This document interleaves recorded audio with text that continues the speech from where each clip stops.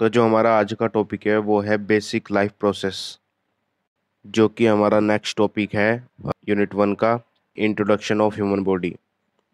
तो हम शुरू करते हैं कि बेसिक लाइफ प्रोसेस है क्या, जो कि आप सब लोग जानते हैं। Life process are the basic function performed by living organisms to survive on earth. इसमें है कि किस तरीके से हमारी बॉडी फंक्शन करती है और प्रोसेस करती है फॉर लाइफ जी। तो इसमें जो पहला है वो है मेटाबॉलिज्म, और इसके हैं दो पार्ट, एक है कैटाबॉलिज्म और एनाबॉलिज्म। फिर responsiveness, movement, growth, differentiation, production, respiration, digestion and excretion.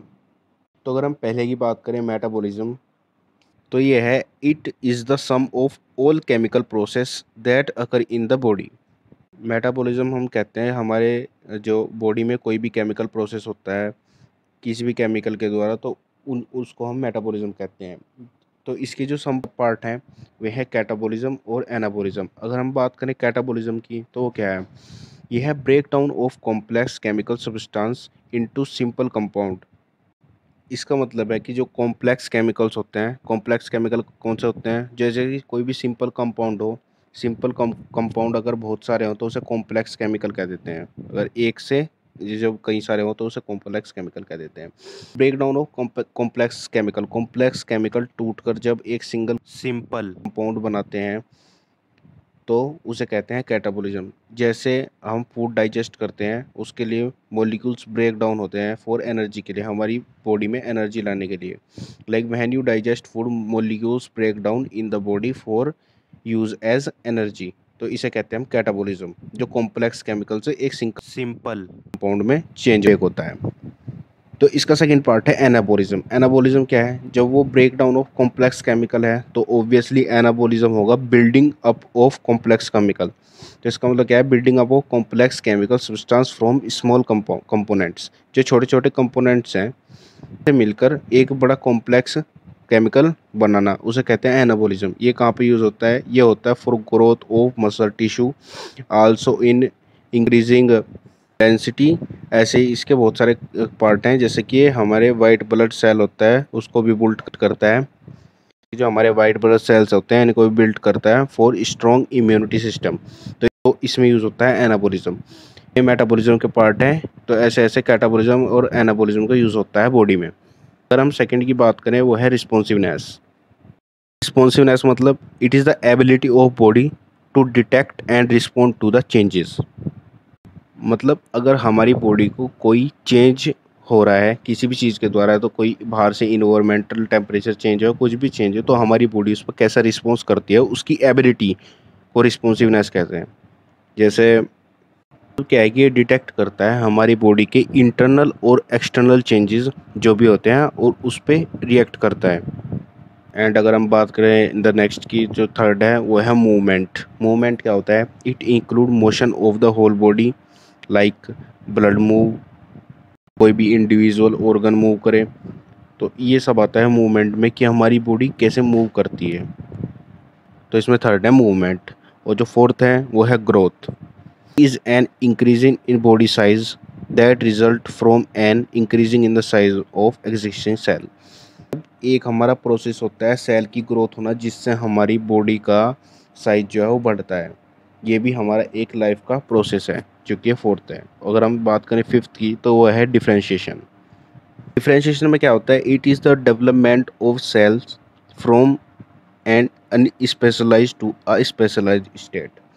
मतलब कह सकते हैं कि जो हमारे सेल होते हैं पहले वो इतने स्पेशलाइज नहीं होते, डिफरेंशिएशन के बाद वो और ज़्यादा स्पेशलाइज्ड हो जाते हैं। मतलब पहले जो सेल हमारे पहले होते हैं वो अनस्पेशलाइज होते हैं, जो उसमें काम करने की क्षमता होती है वो इतनी नहीं होती, तो उसके बाद वो स्पेशलाइज हो जाता है, जो हमारे बॉडी के ऑर्गन है उन्हें डेवलप करने में मदद करता है। जो फिफ्थ वन है वो है रिप्रोडक्शन। इसमें क्या होता है? It refers to the formation of new cell and also produce new offspring. Offspring क्या होता है? ऑफस्प्रिंग होता है रिप्रोडक्टिव प्रोसेस। इसमें एग्जांपल के तौर पे जो हमारे ओल्ड सेल होते हैं वे तो न्यू सेल बनाते हैं, एक old cell produce two new cells, और पेरेंट सेल प्रोड्यूस फिटस।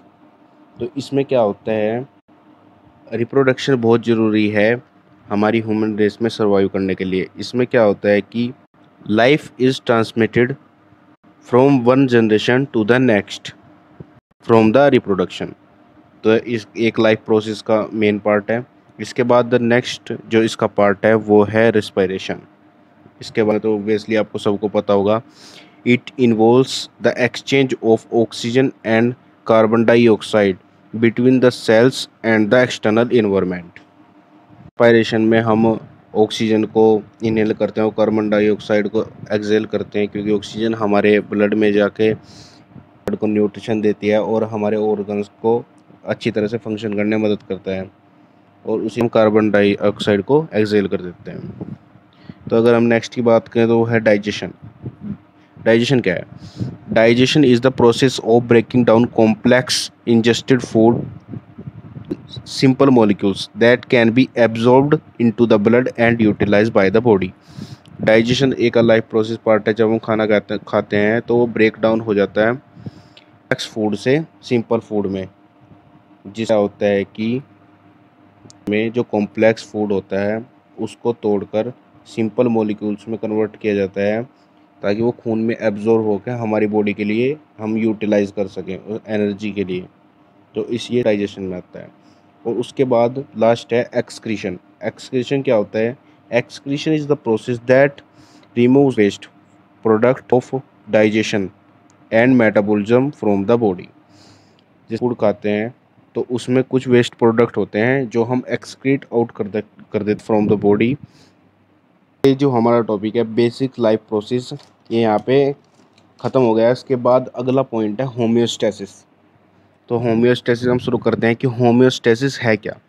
तो होम्योस्टेसिस का मतलब है, होम्यो का मतलब होता है कांस्टेंट और स्टेसिस का मतलब होता है स्टेट, मतलब constant state, like ability to maintain internal stability in an organisms in response to environment like temperature of the body. किसी भी ह्यूमन की बॉडी का टेम्परेचर 37 डिग्री सेल्सियस होता है, इट विल बी कांस्टेंट, और ये कांस्टेंट रहता है। अगर ये कांस्टेंट नहीं है तो इसका मतलब हमारी बॉडी चेंज हो रही है, या बाय द इन्वायरमेंट, जो हमारा बाहर का इन्वायरमेंट है, या अंदर की चेंज हो रही है। तो हमारा जो टेम्परेचर है वो होम्योस्टेसिस स्टेट में रहना चाहिए, मतलब कांस्टेंट रहता है। फीडबैक सिस्टम, अगर हम इसे डेफिनेशन है, if there are any changes take place in internal environment the feedback system is take back into its constant state or in homeostasis.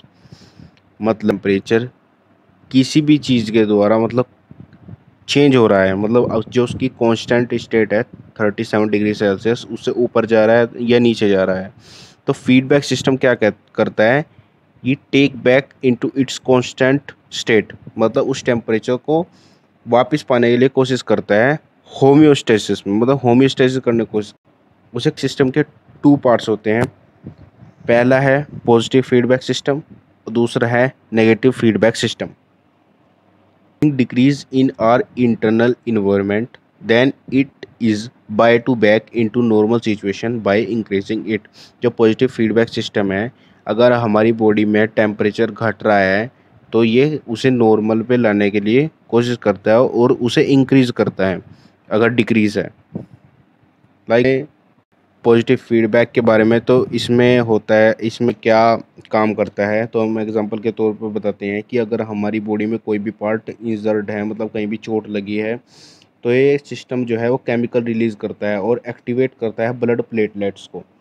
मतलब क्या है, ब्लड प्लेटलेट्स जो होती हैं वो क्लोट करती हैं उस जगह पर जहाँ बॉडी इंजर्ड हुई है और ब्लड को रोकती हैं ज़्यादा बहने से। Platelets are responsible for formation of blood clots and stop bleeding.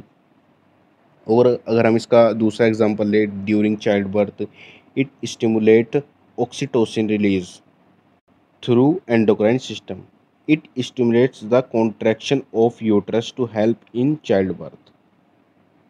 ये बात करें नेगेटिव फीडबैक सिस्टम, तो ये क्या है, when anything the temperature internal environment of our body, this system is by to back into its normal condition by decreasing it। Temperature बढ़ा है internal temperature, तो ये उसे घटाता है। अगर हम इसका प्रोसेस के बारे में बात करें, अगर हमारा बॉडी का टेम्परेचर बढ़ा है, इसके एग्जांपल की बात करें तो स्किन हीट होती है, जब स्किन हीट होगी ज़्यादा तो वो सिग्नल देगी हाइपोथैलेमस को। हाइपोथैलेमस क्या है, ये रेगुलेट करता है बॉडी टेम्परेचर को।